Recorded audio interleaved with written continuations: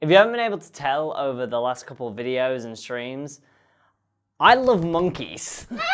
and that's not a joke. I don't know if it's meme culture just getting to me or just pure fascination, but any species of primate is just interesting to me. Most notably gorillas or chimps. The two, they're just so smart for an animal that it's just,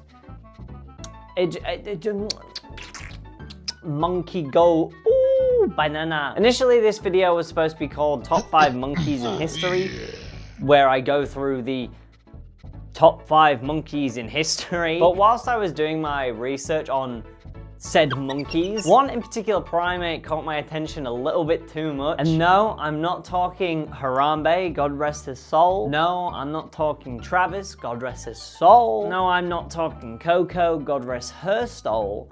That monkey could speak to humans with sign language. Fucking, I'm not gonna do that actually. I'm talking this little cute guy here, Bubbles. Now some of you may be wondering, Mitch, what is so interesting about this hereby chimpanzee on your right shoulder? Well, this chimp has like a really wide story that I want to tell, and not only is my boy here not dead, but he was also the pet of the king of pop himself, Michael I slept on the floor Jackson. Slept on the bed, but it was fun that night. I slept on the floor.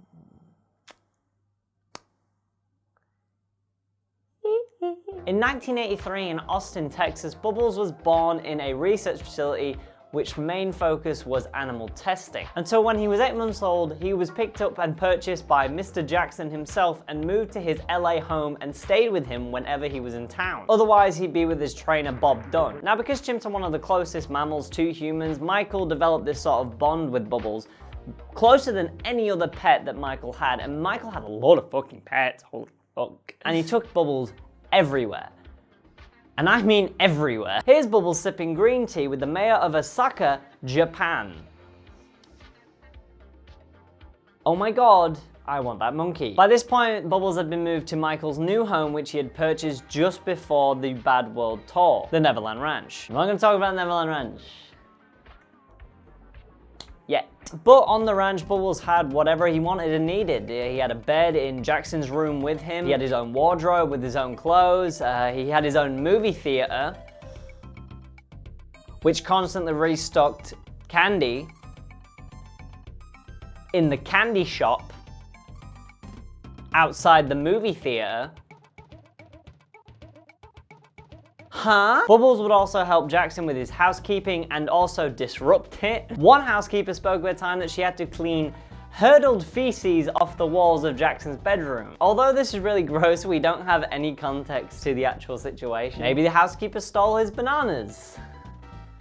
Because we all know monkeys love bananas. Or maybe it was the fact that the media made a false statement about Bubbles saying that he had died. And in response to this story, Jackson's PA responded with, when Bubbles heard of his own demise, he absolutely went bananas.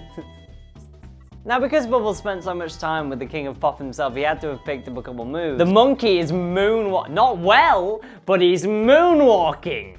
The monkey is moonwalking. Some of you may remember Bad, one of Jackson's most popular albums. Well, did you know that that album was entirely co-written by Bubbles himself? And no, I don't mean the monkey was literally giving Michael lyrics like that he's a monkey. Don't be so stupid. This is Bubbles in the studio. We should name this song Bad because you've done some fucked shit in front of my eyes, bro. What, Bubbles? Ooh. No, by this I mean that Michael would go to Bubbles after every take and ask him for his approval. And by his approval, I mean Michael going to Bubbles and saying, oh, didn't you think that was lovely? What did you think of that? And Bubbles would respond in either a,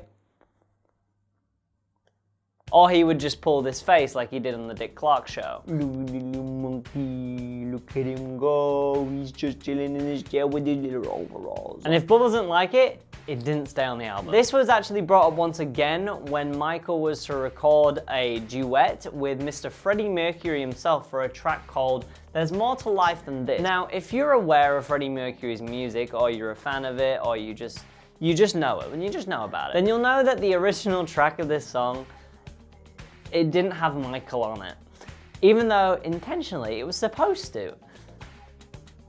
Why, you may be wondering? Dare I say it was about the monkey? So whilst Michael and Freddie were in the studio, Michael insisted that Bubbles was to stay in the studio the whole time that they were recording the song, every single night. And just the same on Michael's own music, he would ask Bubbles for his approval. And like I said, if Bubbles didn't like it, it didn't stay. And because of this, Freddie eventually cracked and exploded in the studio and said, I quote, let me find the quote real quick. "I am not performing with a fucking chimp sitting next to me each night." And then he made the song himself. And that's where the original song went. True artist, true artist indeed.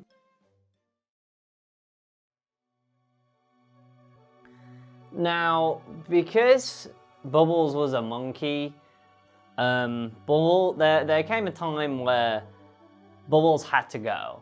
Because there's a point where when a chimp gets too old, they become aggressive and very territorial. Especially when there was a risk and an unpredictability of if Bubbles would attack Jackson's newborn son, Blanket. Like I said, they're territorial. Remember Travis? I'll let Junkie explain that one real quick. His owner's car keys and went on a little cruise to who knows where. I don't know, the banana store probably. But upon realizing Travis had vanished, his mama enlisted the help of her friend to try and coax him back into the house. So she grabbed his favorite Tickle Me Elmo toy and headed outside where Travis had just returned from a snack run. Upon seeing his favorite toy in the hands of somebody else, the dude went bananas and shredded her face off. Just absolutely demolished. Yeah. It's not nice. So then Bubbles then moved out to Bob Dunn's own ranch where he was to be taken care of fully by his own training that he's known for his entire life, which is good. And then 2009 hits. By KTLA, apparently Michael Jackson suffered cardiac arrest this afternoon. He was rushed to UCLA Medical Center. I tried not to go into too much detail when it came to Michael Jackson too personally, for obvious reasons if you don't know, because I wanted to keep the mood up. And like I said, Michael took Bubbles everywhere.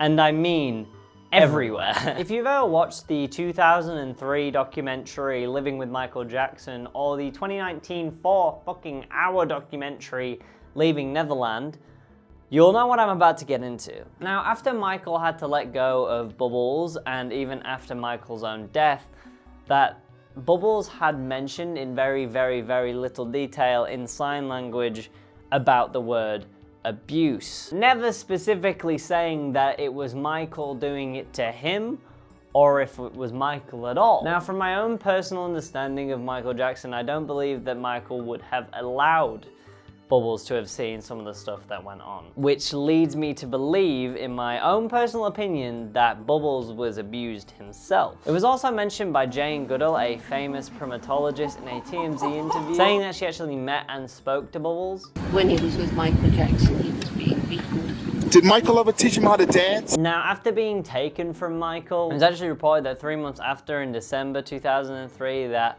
Bubbles had actually attempted suicide and had to be rushed to hospital to be saved. This was actually brought on because of the lack of attention from his previous owner, which he had a obvious strong bond with, had promised to come and see him but never actually did. And that was the last thing we ever got in a full report about Bubbles. Luckily, he's still kicking it, swinging in trees with his pals, but he's been confirmed to be living peacefully and happily and being a monkey, which is good. And I'm really happy for him, to be getting out of that thing. I couldn't tell you why I made this video, honestly. I kind of just made it because I thought it was kind of fun, and I have a lot more fun with it when I actually enjoy what I'm making a lot more, and I've got that drive to do it. So if you did enjoy this video, please subscribe. I would really appreciate it, and like the video and hit the bell button. I do have a lot of plans in the future for a bit more green screen stuff, you know, just to get through this rainy weather at the moment, and also some live action stuff to come when I go to Melbourne in a couple of weeks, which is going to be